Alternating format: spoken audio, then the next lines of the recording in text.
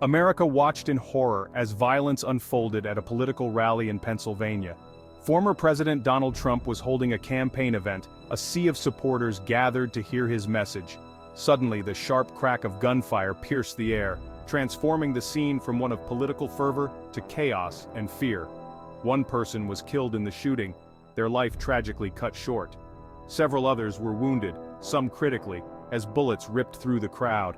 The attack sent shockwaves across the country, a stark reminder of the volatility that has come to define American politics.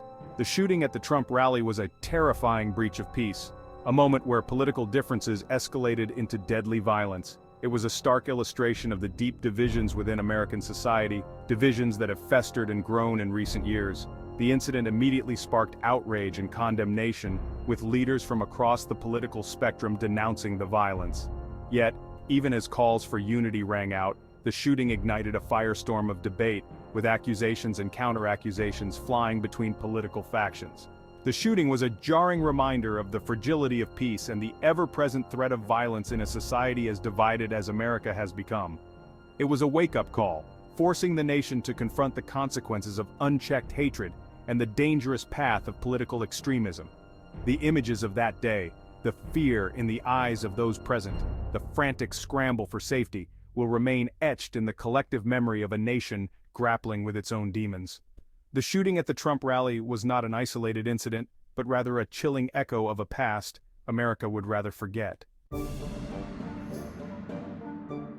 The shooting at the Trump rally was a stark reminder of America's long and troubled history with political violence. It evoked memories of past tragedies, events seared into the national memory, serving as grim warnings of the potential for extremism and hatred to manifest in devastating ways. The assassination of President John F. Kennedy in 1963 stands as a pivotal moment in American history, a day when the nation lost its innocence and confronted the dark reality of political violence. The image of Kennedy's motorcade in Dallas, the sudden gunfire, the horrifying sight of the mortally wounded president, remains etched in the minds of Americans. The assassination of Kennedy was a national trauma, a wound that cut deep into the American psyche. It shattered the illusion of safety, the belief that such a horrific act could never befall a nation like the United States. The assassination sent shockwaves around the world, leaving a void in leadership and a sense of profound loss. It was a turning point in American history, marking the end of an era of optimism and ushering in a period of uncertainty and fear.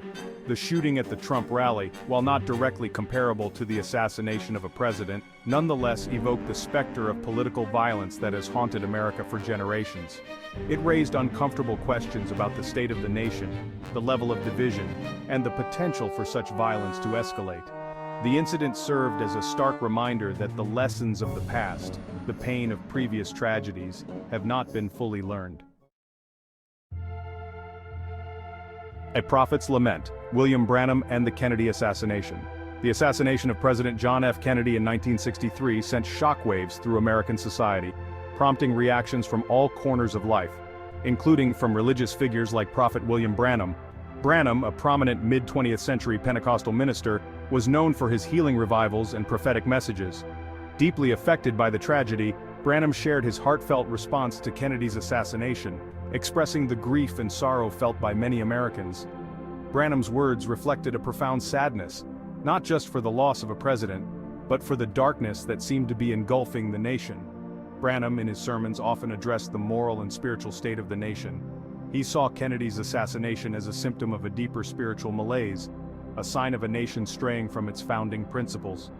Branham's response to the assassination transcended political affiliation, reflecting a shared sense of loss and a yearning for peace and healing.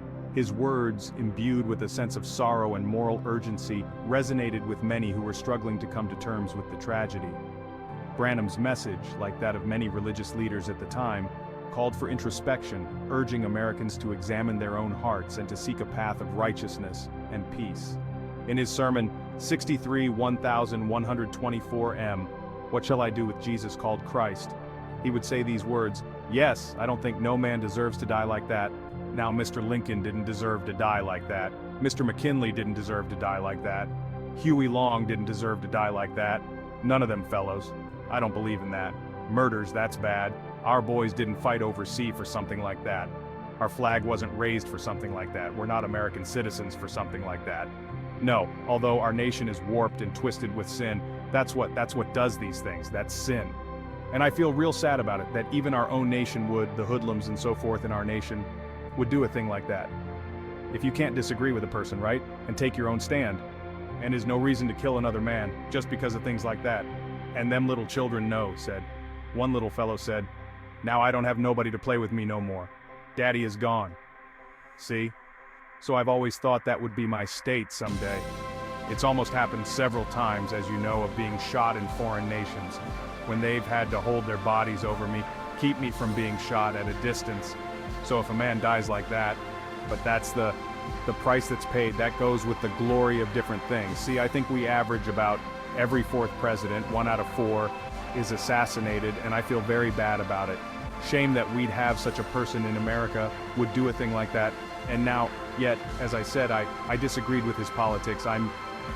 Didn't agree with his ideas of what he was trying to do, but you see, he's another man, and I didn't agree with his system of religion. I certainly didn't agree with that.